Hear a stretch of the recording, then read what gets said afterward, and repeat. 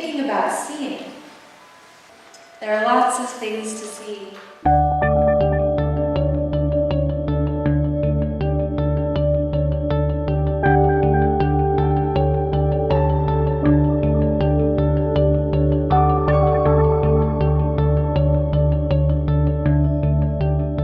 About 3 years ago, we at Hollins Theatre, we launched into a new movement for Hollins and for the theater, which was the creation of the Legacy series, targeting some of the many great writers who have emerged from Hollins, who have made a real impact on the literary world.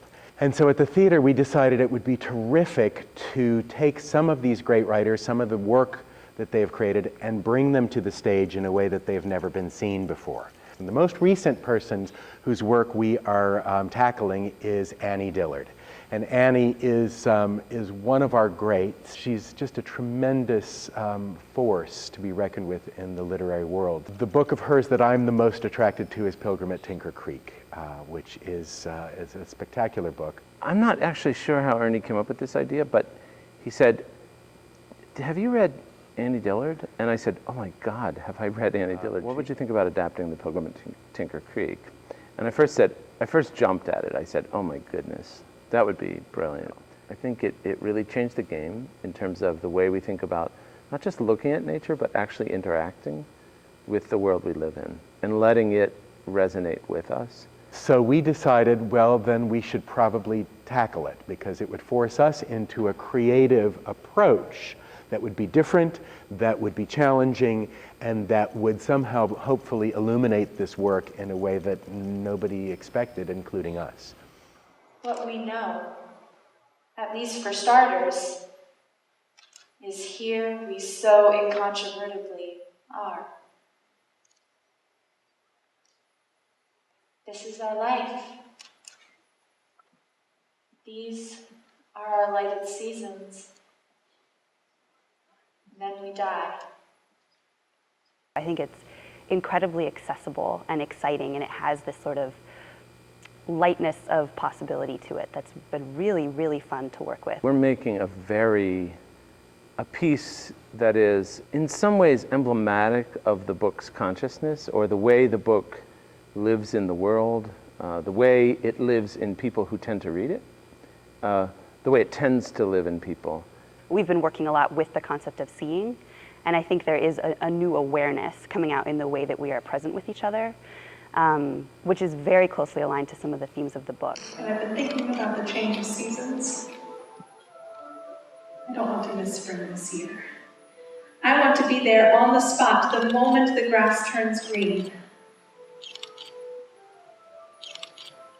I want to stick a net into time and say now, as men plant flags into the ice and snow and say, here. The book awakens your sense of, the way you look at the world. Not just look, but are in the world. It cycles around notions of, wow, here's how we think. I think it truly does become probably a fairly similar experience for people who have and have not read the book. The sense that you're going to see something that has the possibility to sort of change the way that you are in the world in a minute but very profound way. It's something like walking through a beautiful shadow box of imagery where things are linked for you. It's sort of like a really deeply sensory experience. We're not just putting things up that we think are beautiful or arranged in a nice way. Andy has done a really beautiful job, and the cast has as well, of finding ways to navigate through pretty intense topics, in these sort of like deep, beautiful moments that she so beautifully describes in the text, with a sense of humanness that I think resonates with everybody. There are many created things in the universe that outlive us, that outlive the sun even, but I can't think about them. I live with trees. There are creatures under our feet, creatures that live over our heads, but trees live quite convincingly in the same filament of air we inhabit. And in addition, they extend impressively in both directions, up and down, shearing rock and fanning air, doing their real business just out of reach.